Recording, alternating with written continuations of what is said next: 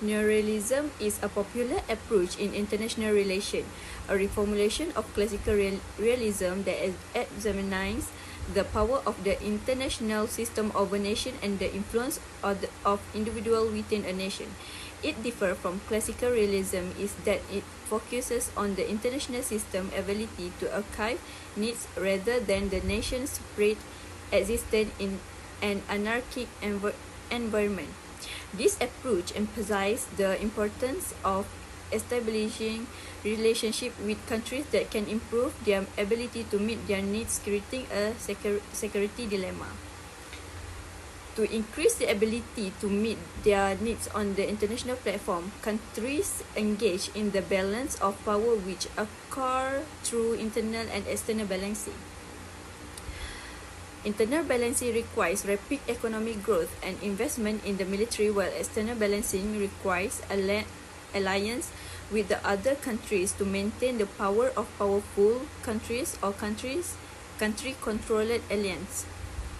Neo-realists see globalization as a challenge but still see politics as international and the state as the main actor in the international political arena. Their main concern is the uneven distribution of power leading to inequality and conflict.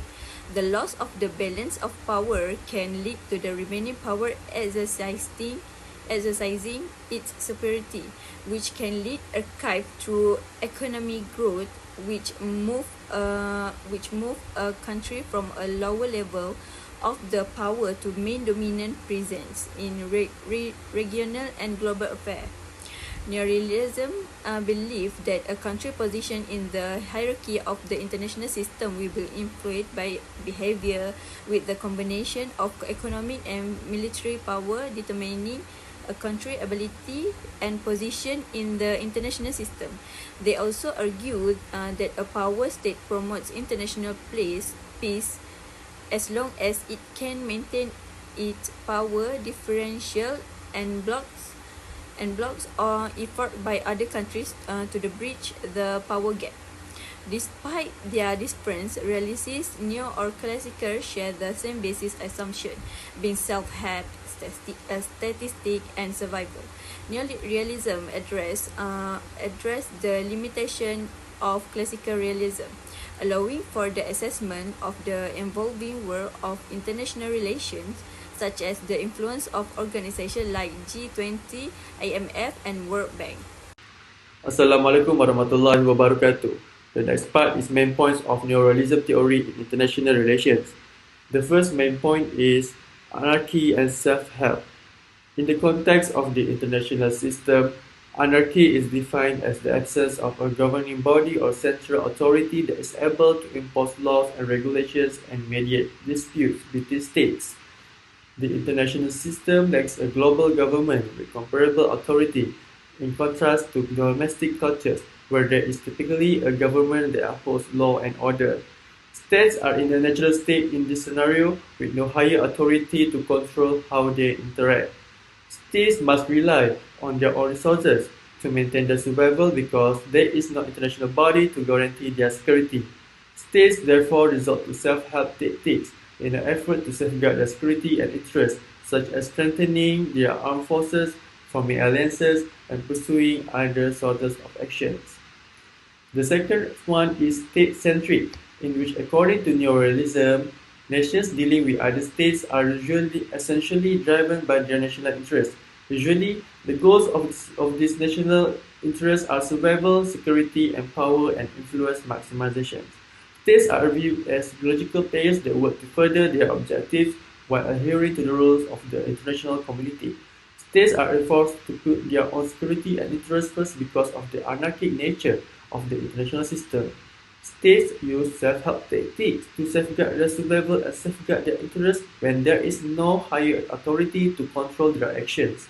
As states negotiate the complexities of the international arena, this frequently results in competitiveness, conflict, and power conflicts. While Neo-Realism thinks of countries as equals, it knows they have different levels of power and control over what happens around the world. Different areas have different sizes, money situations, different power, number of people, and technology. This difference is a key aspect of the global system. Overall, the state-centric perspective of Neo-Realism provides a framework for understanding how states interact with each other and how their behavior is shaped by factors such as national interests, security concerns, and the dynamics of the international system. By focusing on the states as the primary actors, neorealism seeks to analyze and explain the patterns of behavior and outcomes in international relations. Thank you. Let's take a look on some points of neo-realism theory in international relations. The first one is the distribution of power. The distribution of power refers to how authority, control, and influence are divided and shared within a society, organization, or any group of people. It involves understanding who holds decision-making abilities and who has the ability to enforce the rules or make important choices. Power distribution can vary widely from centralized structure, where a single individual or entity holds most of the power, to decentralized or shared system where authority is spread across multiple individuals of groups. The way power is distributed greatly impacts how resources are allocated, how conflicts are resolved, and who benefits from various decisions. It's essential to analyze power distribution to understand issue of fairness, representation, and accountability within any social or organizational context. The balance of power within a society or a group plays a crucial role in shaping its dynamic and functioning. Let's take a look on the next point, which is the balance of power. The balance of power refers to the equilibrium or stability in relationships between different entities such as countries or groups where no single entity has overwhelming dominance or control over others. It's like a system of checks and balance where various actors have comparable strength, preventing any one entity of becoming too powerful or dysfunctional. This concept is often applied in international relations, where nations aim to prevent hegemony and maintaining a distribution of power. Balance of power can refer to the separation of power amongst branches of government to ensure no single branch becomes too authoritative.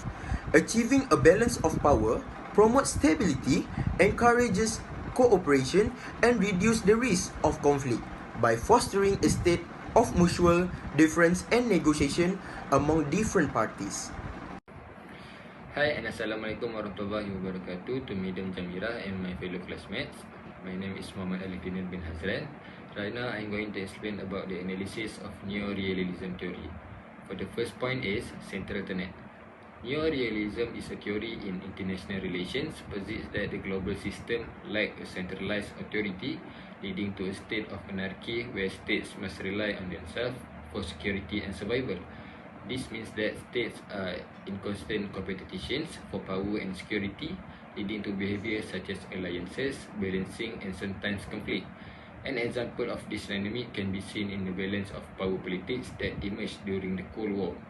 The United States and the Soviet Union, as the two superpowers of the era, engaged in a strategic competition for influence and control across the globe.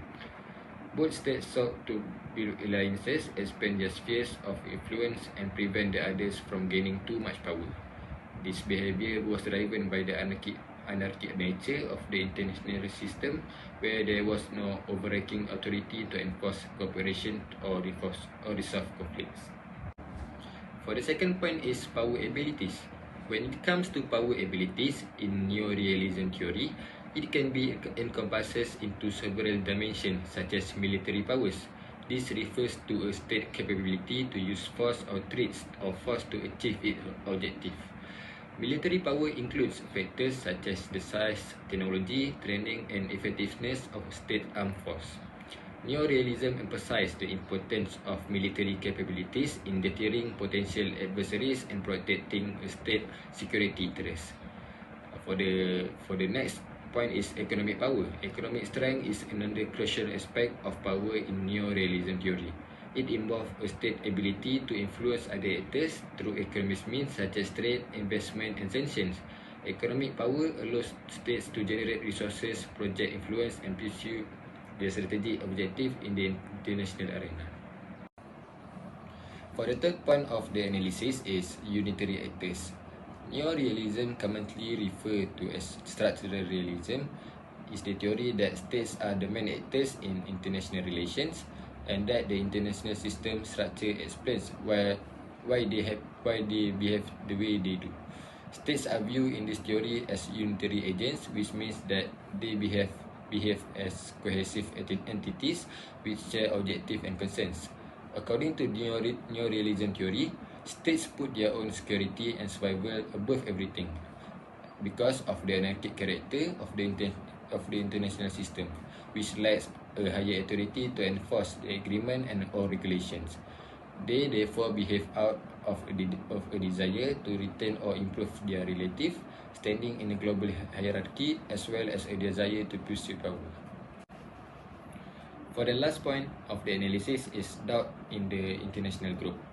One aspect that might lead to doubt within the international group is neo-realism, somewhat pessimistic view of the international cooperation, while other theories like neoliberalism emphasize the potential for cooperation and the role of institutions in fostering peace. Neo-realism suggests that states are primarily concerned with relative power and security, making cooperation difficult to achieve and sustain in the long term.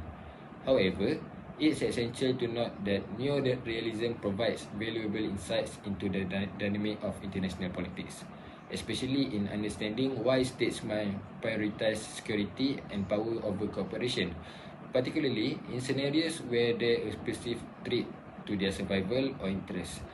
Ultimately, the debate within the international groups often revolves around the extent to which neo-realism theory accurately captures the complexities of international relations and the potential for cooperation despite systemic constraints.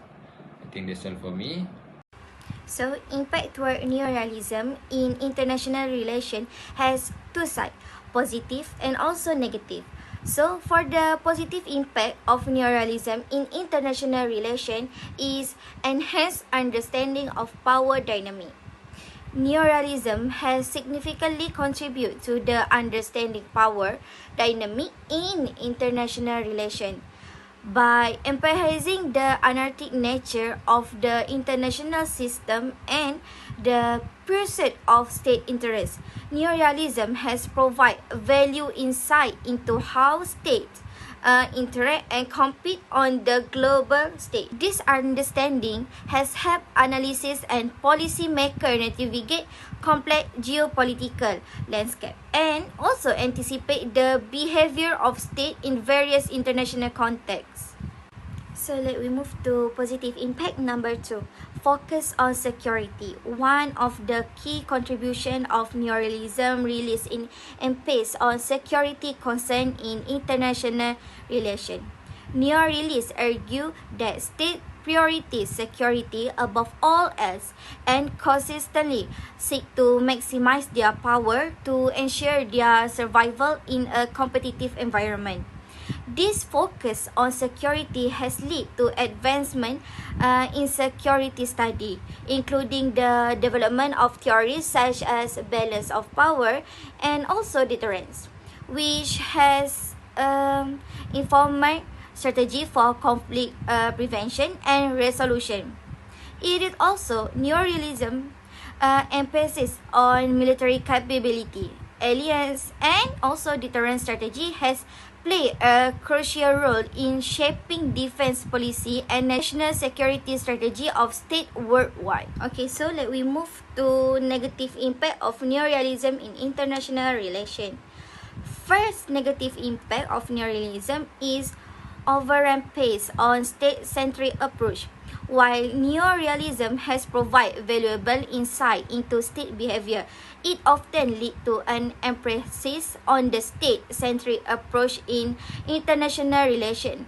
By focusing primarily on the action and interests of state, neo-realism may overlook the role of non-state actors, such as international organization, non-governmental organization, and also multinational corporation, as well as transnational challenge such as climate change, terrorists, and pandemic. This narrow perspective limit their understanding of complex global issue and hinder effort to address them comprehensively.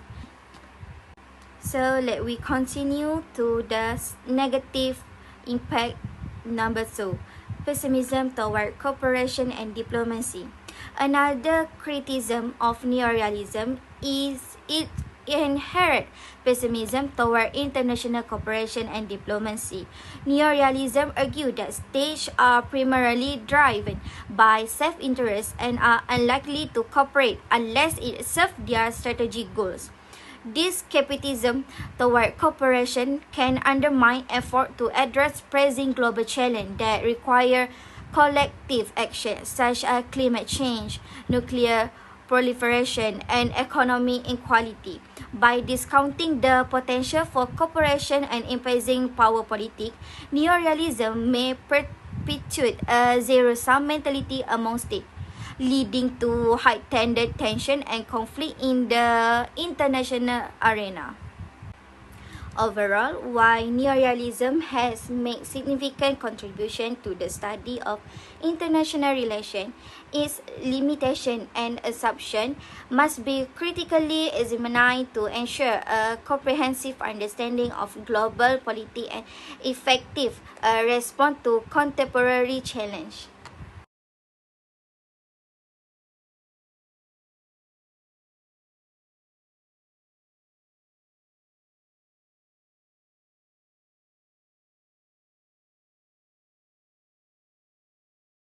Overall, Neo-Realism is an important theory within the realist school of thought because it emphasizes the role of power and security in shaping state behavior and provides a framework for understanding the dynamics of the international system.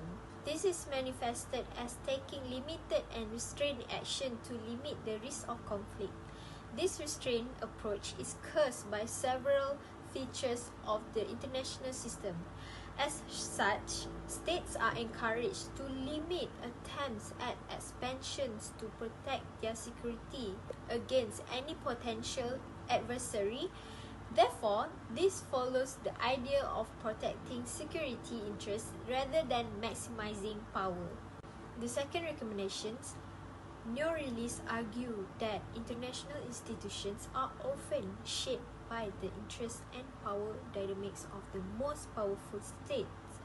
As a result, smaller or less powerful states may be marginalized into agreements that do not serve their interests.